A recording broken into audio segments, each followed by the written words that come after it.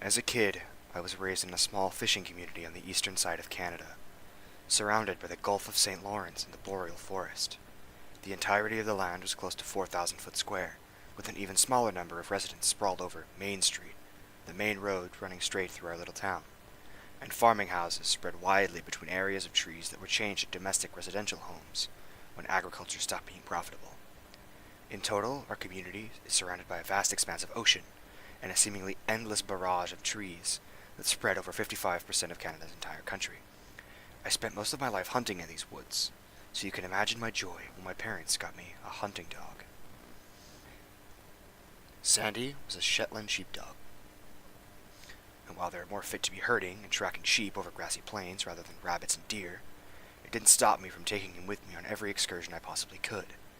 Sandy had been my side for hunting trips that he'd grown accustomed to waking up just before breaking daylight, and on a few occasions helped track down small game like squirrels and rabbits through considerably large areas of forest. Sandy wasn't my property and wasn't treated like he belonged to me. Sandy was a member of the family, my best companion, and my truest friend.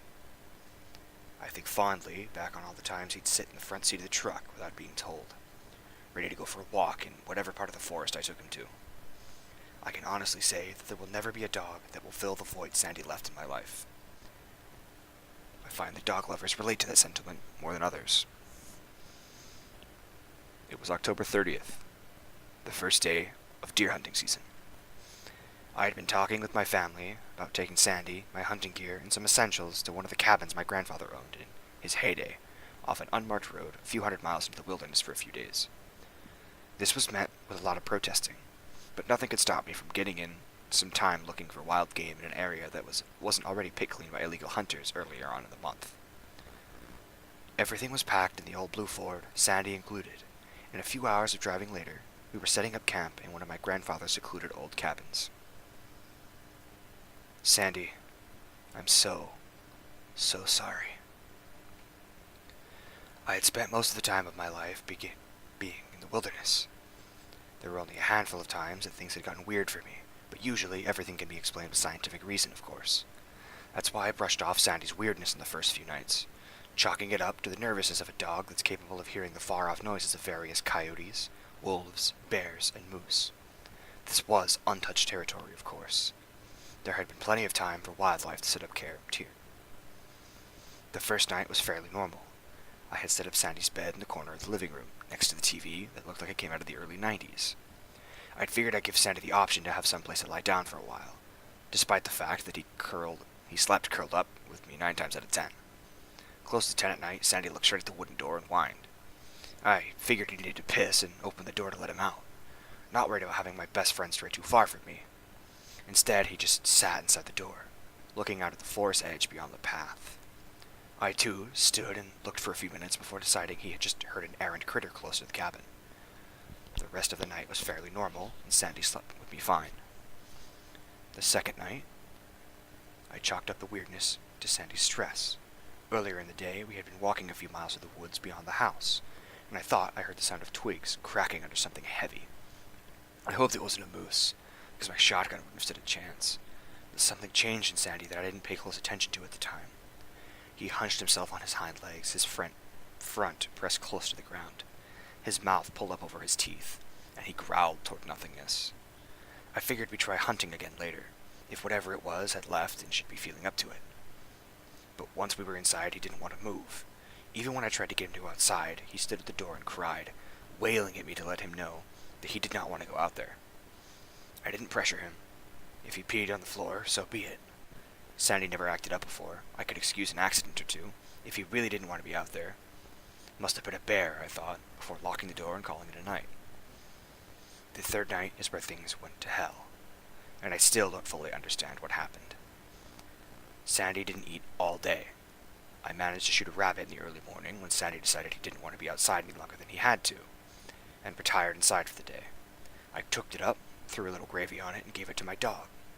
I didn't do this all the time, but I figured now was a special occasion, and maybe a treat would put him in a better mood for the walk the next day.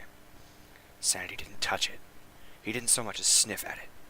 Instead, he sat at my side on the couch, watching the doorway intently.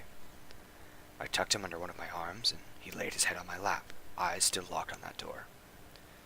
Close to 3 hours of watching grainy VHS tapes on an outdated television set, Sandy started crying, hugging himself close to my body. This is where my judgment took me down the wrong path for the first time of many.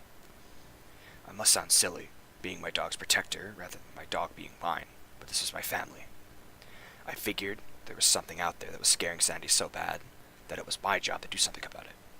I loaded my 410, opened the door, stood in the doorway, and waited. I must have waited for half an hour, staring into the void. There was barely any sound, save for the faint buzz of insects and leaves rustling in the cold autumn wind. Moose aren't elegant creatures, and if it were a moose, I would have heard it coming. Around the 40-minute mark, Sandy took off into the darkness of the trees beyond the path, barking wildly. I started to get worried, despite my knowledge that my dog isn't entirely helpless in the wilderness. There were still bigger animals that would have liked to take a bite out of him if there wasn't a lot of food for the winter. I heard Sandy's bark fade away in the distance, and then stop altogether. I waited hours standing in the doorway with my shotgun cocked, ready to put down whatever it was that was waiting. I waited hours for Sandy to come back to the house. I waited until the sun was cracking through the trees, and then I waited until that night, sitting on my porch step, feigning off sleep deprivation to see my dog come back.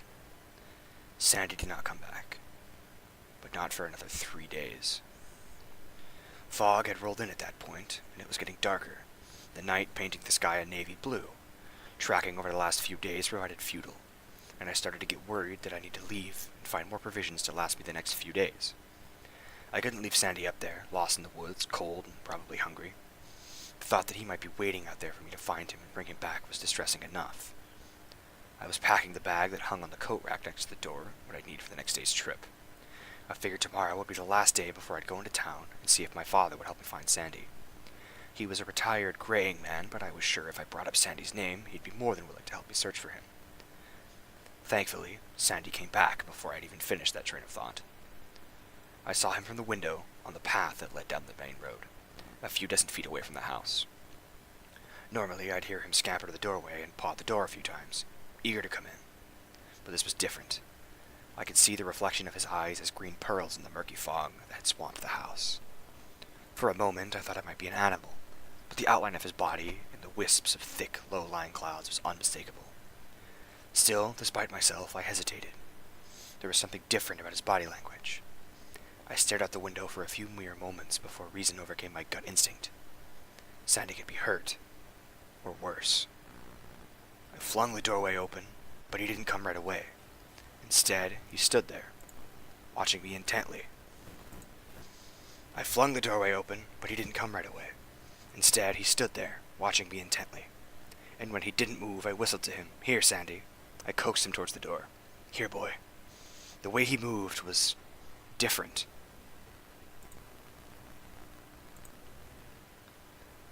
It was as though his hips had been dislocated, and the angle of his paws changed direction with every step, as though he'd forgotten how to walk properly.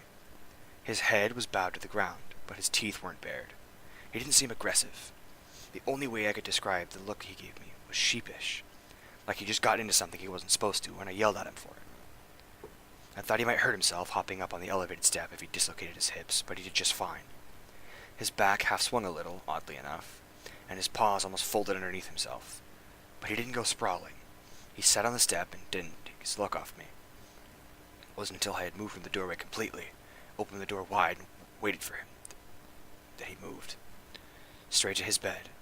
He didn't stop at my hand to sniff at me. He didn't wait for pets or jump up on me like I used to.